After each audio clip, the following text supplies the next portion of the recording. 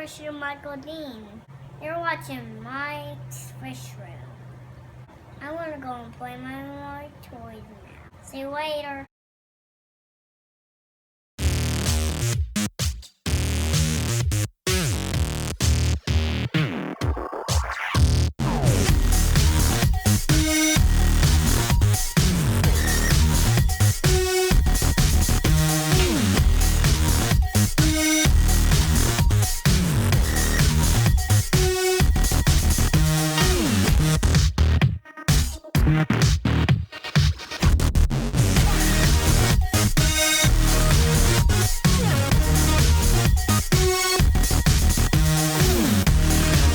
What's going on? You're watching Mike's Fish Room. Thanks for tuning in. Today we're going to go over Driftwood and how to do it yourself.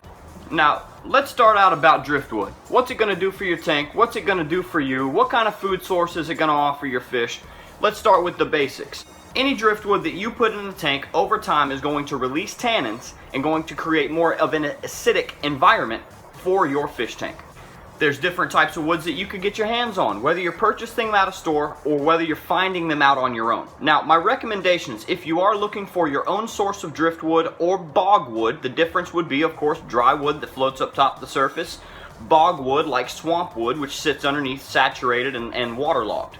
If you're looking for driftwood, make sure that you're looking for something that seems aged, has more of a gray tint to it, looks like it's been sitting and being weathered.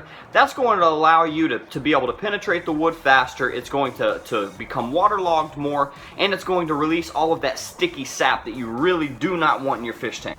If you are looking for bogwood, if you found a piece of wood in a pond, sitting on the edge of a pond, it's been sitting there for a while, and really getting it to sink isn't going to be the problem, well then your main step with bogwood is going to be to boil it, to prep it, to sanitize it, to put it in your tank. Now I have a few different pieces of bogwood that I've actually bought from local fish stores. I'll show you guys that. I've also got plenty of wood that I've found myself. I've been in a little bit of the experimentation process and learning how to process or treat the wood and make it fish safe. So I'm going to go over that with you guys and show you kind of what I've learned through experience. Now the big piece you see behind me right here, I was actually doing a property assessment on a marina, and I was able to walk the property, and on their shoreline they had a cove that niched back, and it was full of cypress driftwood. Now if y'all know anything about cypress, you'll know that it's a hardwood, it's very sturdy, and in Louisiana at least, majority of times you see cypress are going to be on water edges or completely submerged in swamps. So I knew for a fact that finding cypress would be a good addition, for lack of better terms, to my tank. This piece was beautiful. All I had to do was strip the bark. Now I was very concerned when I brought it home that I was going to be sanding and sanding and sanding, and then I get to the point where I put 4 hours of work into this thing, and for some reason it's just not good for my tank.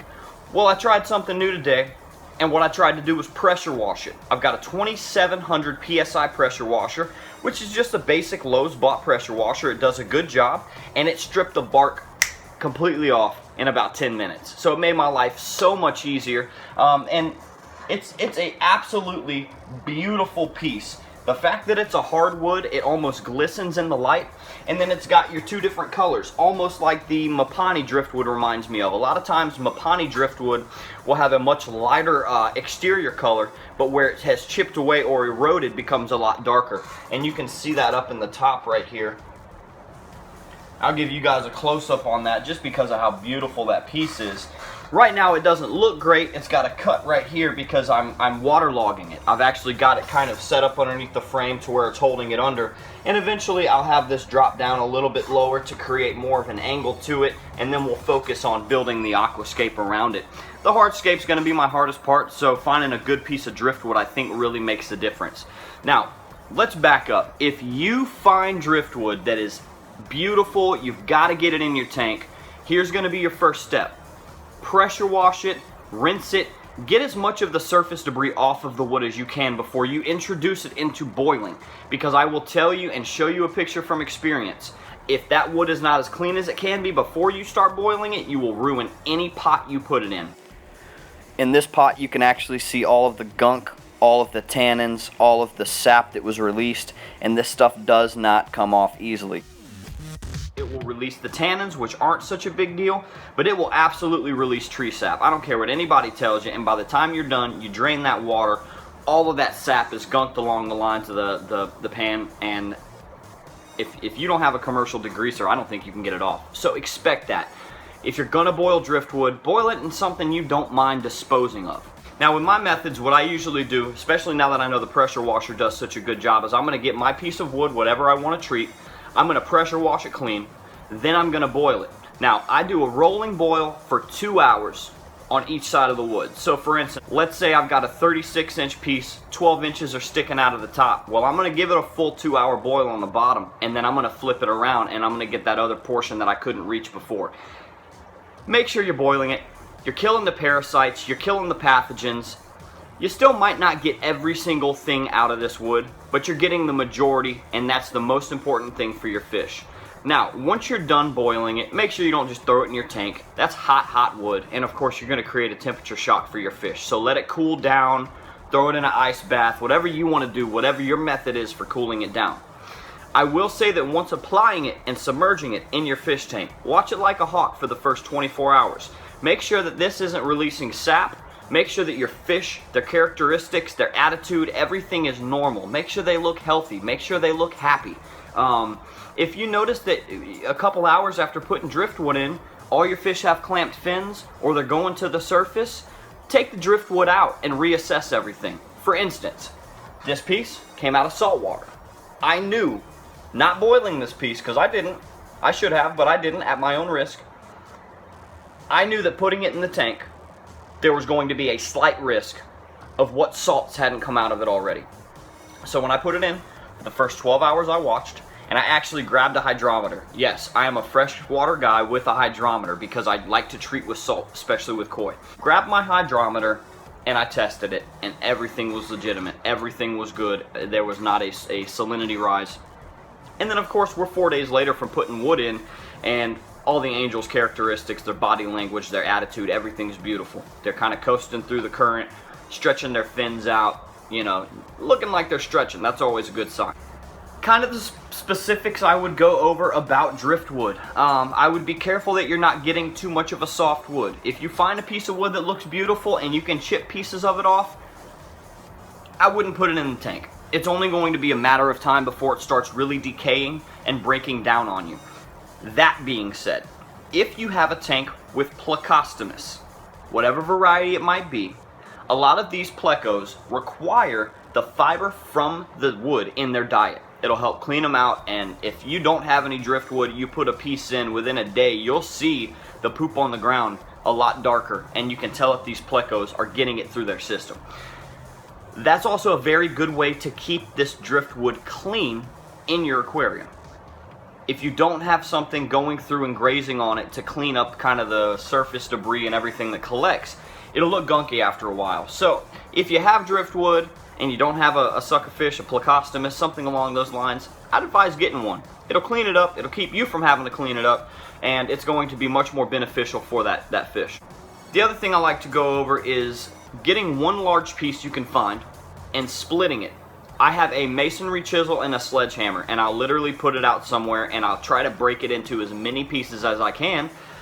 Of course, because my biggest tank's a 55 gallon. I don't have room for a 36 inch to 48 inch piece of driftwood, and if I do, it'd have to be very thin to slip it in. So let's say that you guys found a piece of driftwood that looked pretty fresh.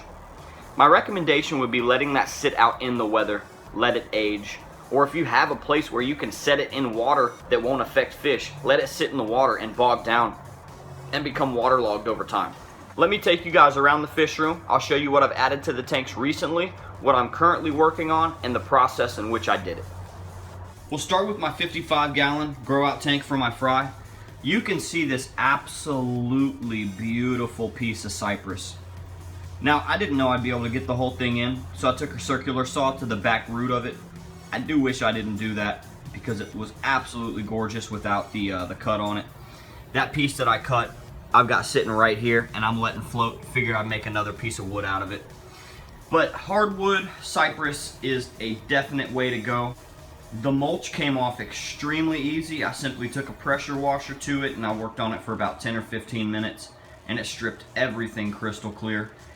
At my own risk, I decided not to boil this wood. I left it sitting out on my patio for well over a month, maybe even 6 weeks, after it had already been extremely weathered itself. I knew that there was a risk to this, so I did watch it very, very, very closely. And there has been no issue. You can see all of the fish look vibrant, healthy, vigorous, all coming to the surface for food. And the bristlenose plecostomus that I have in here, absolutely love it. I actually pulled this thing out to see how heavy it was, if it was actually absorbing any of the water. And one of my plecos were stuck in it. And it ended up falling in my shoe, and I thought I brought something home. It was freaking me out for a minute. But now, in this tank also, I have store-bought bogwood. The nice stuff about this is it comes in big old chunks. I'm sorry about the glare, guys. I'm trying to get y'all a good shot. The good thing about this is that it comes in big old chunks. I got this from Petco. It was actually 2 pieces, and I split it. And I was able to spend about $7.50 on this piece. Now, of course, you see my plants, my Anubias right there. I use the Seachem glue, and they've just been taken off. Absolutely taken off. These 2 pieces of wood I have right here are the same exact style Petco bought. This right here was actually 1 piece. I split it, kind of stuck it together, created a little leg on it so it can stand on its own, and it's really become a beautiful piece. And what you have glued to it's going to be Java Fern and Anubias. Now right here is one of my newest pieces. I took 1 piece, I split it up into 3, and I'm really happy with the way this turned out. It is definitely more of a softwood. It's not going to be a hardwood. It's going to be a wood that decays a lot faster over time. But, you know, it's a good experience for me. It's cheap as all get out, and I do my water changes so much that it's not going to affect my water quality whatsoever. Now, the piece that you've got right there is the beautiful Malaysian driftwood that I got from the My Aquarium box. That piece is epic. And then down here, you've got more Anubias, more Java Fern, and that, again, is a Petco piece. I was able to spend about 45 bucks on wood at Petco and be able to get about 5 pieces out of it. So I wasn't disappointed at all. That piece right there is Petco, another split. Just took 1 piece, split it up into as many as I could, and then tried to make a cool little piece out of it. And then this is just 1 single piece that I found around my pond cutting grass, and I split it up. It was originally just this shape right here, and chipping pieces off, I was able to feed another piece into it, another piece into that, which really gave it some character. This piece of wood right here I've got floating. I'm trying to get it waterlogged. I'm trying to get it to sink. We'll see how long it takes for this to actually drop. But man, I was very impressed with this piece. Very cool root system that was exposed. Still some you know, red coloring, almost a fresh wood look to it. But I'm watching it to make sure that it's not releasing any sap. And like I said, I'm watching these angelfish like a hawk. All of them seem to be very happy. Very vibrant. Alright, so let's just sum it up. The main thing you're looking for when you're looking for driftwood is going to be weathered, aged, lighter gray. You want it to look like the color has left this wood. That way you know that it's actually lost its sap. It's leached a lot of tannins already. It's going to make it easier to treat for you. The other thing, look for a harder wood. It doesn't mean that you can't use a softer wood, but you're going to have to be more on top of your water changes. You're going to have a fish that kind of feeds off of it, keeps it ground down a little bit. It's better to have a harder wood. It's going to last longer in your aquarium, and it's not going to create the decomposition that a softwood would. Please make sure that if you are putting it in an aquarium with fish, you are boiling it. Hit it with 2 hours of a boil to make sure. I've done it with 1 hour. I've had no issues, but there's still much more of a risk right there. So boil it, take the extra effort, take the extra time, and I think you'll be much more impressed with the product. When it comes to stripping it, pressure wash it or sand it. You really don't want bark in the aquarium. That will decompose a lot faster. It'll muck up your water. It'll foul up your water. And you would much rather have that stuff off going in. I am trying to get into a little bit of aquascaping. I love the way that it looks. I love the fact that you can create almost a complete natural environment for these fish. To be honest with you, I think it benefits me more than the fish. It benefits me looking at them and enjoying it more. I don't think the fish are so picky that they need driftwood and that they need plants. And you know, I think it all adds. I think it helps, especially if you've got something stressful going on in the environment. You give fish a hiding place, they're going to recover a lot quicker, in my opinion. Thank you guys for watching. Thanks for tuning in. I'm going to do a follow-up video once I get all of this wood to drop down and it's kind of stationary. It's going to stay where I've got it and kind of show you guys the end result and do-it-yourself driftwood. Thanks for tuning in. Thanks for watching. And if you're not subscribed, click that button.